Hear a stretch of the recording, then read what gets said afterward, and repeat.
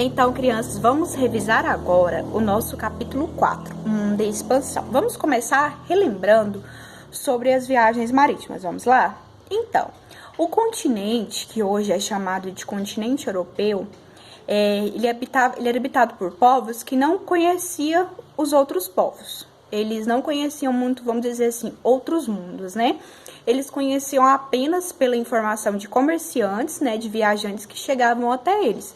Além de trazer mercadorias, eles traziam informações, traziam curiosidades, como que eles iam até esses povos. E através de rotas fluviais e rotas terrestres e poucas vezes por rotas marítimas via mar Mediterrâneo. Então vamos lá continuar.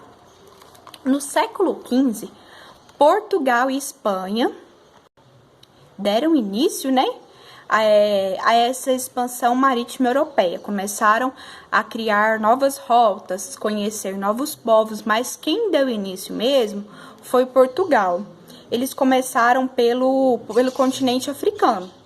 E lá eles começaram a vender o que eles tinham. Por exemplo, aqui fala marfim, ouro, pimenta malagueta, e passaram também a comercializar produtos como artigos de luxo, produtos que vinham da Ásia. A cidade a capital Lisboa, né? Lisboa, que hoje é a capital de Portugal, ela é beira-mar.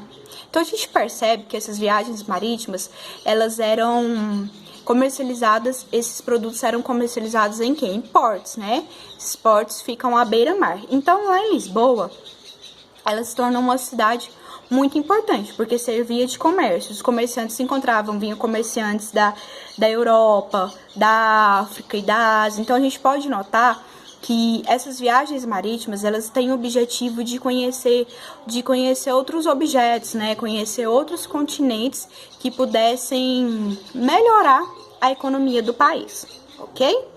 Vamos falar agora sobre o comércio português. Como que essas rotas marítimas chegaram, né, até o nosso continente? Então, em 1500, os portugueses chegaram pela primeira vez nas terras, né, que futuramente ia se chamar Brasil. Até então não se chamava Brasil, né? Eles vieram sob o comando de quem? De Pedro Álvares Cabral. Eles chegaram em Porto Seguro, na Bahia, por um desvio de rota. Eles iam para a Índia e para a Ásia, num desvio de rota. Eles foram parar lá em Porto Seguro, na Bahia. Chegando lá, eles encontraram, já tinha alguns habitantes. Quem que eram esses habitantes? Alguns povos indígenas, né? Então, eles já encontraram alguns povos. Então, já tinha os índios lá, que já estavam habitando nesse terreno, né? E eles procuravam, os portugueses chegaram procurando alguma coisa que tinha de valor na terra. E eles encontraram o pau-brasil, que é aquela madeira avermelhada, né, bonita, e eles começaram a explorar, só que aí eles não moravam aqui no Brasil. Eles aproveitaram do serviço dos índios, né? Eles apenas recompensavam, né, esses índios com espelhos, colares, fala aqui no texto também machados.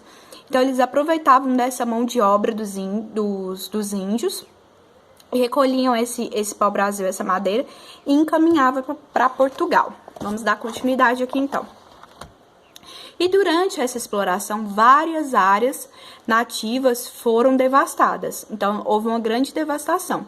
Então, aquele lugar ali onde que era devastado, ia para outro lugar onde que tinha, e devastava. Então, várias áreas foram devastadas. Então, aí, como já estava diminuindo, né, já estava devastando muito o pau-brasil, eles começaram a investir na agricultura. E aí, eles investiram na cana-de-açúcar, que veio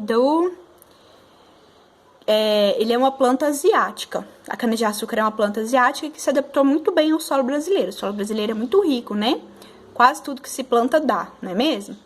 Então, essa planta se adaptou muito bem, só que aí eles começaram a se formar, criar colônias. E aí, eles queriam povoar essa região, né?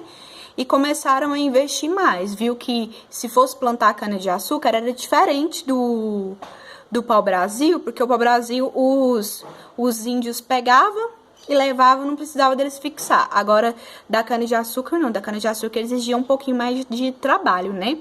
E eles começaram a se fixar e trouxeram também para a mão de obra os africanos escravizados, né?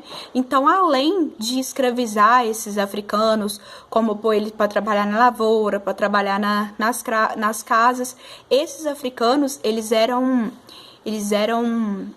vendidos, eles eram comercializados como qualquer um produto. Então, essa é uma história do nosso Brasil, né? Que esses africanos, eles passaram por diversos trabalhos, né? Igual a tia falou com vocês, lavouras, enfim. Além disso, eles eram comercializados em feiras como objetos mesmo. Então, tia, como que a gente pode perceber sobre esses povos, né? A Constituição do povo brasileiro é formada por 3 matrizes. Quais são elas? Vocês podem me ajudar? A tia falou que agora, né? Do povo africano, do povo indígena e do povo europeu. Muito interessante, não é? As viagens marítimas, o comércio português. Espero que vocês tenham recordado tudo com muito carinho. Beijinhos!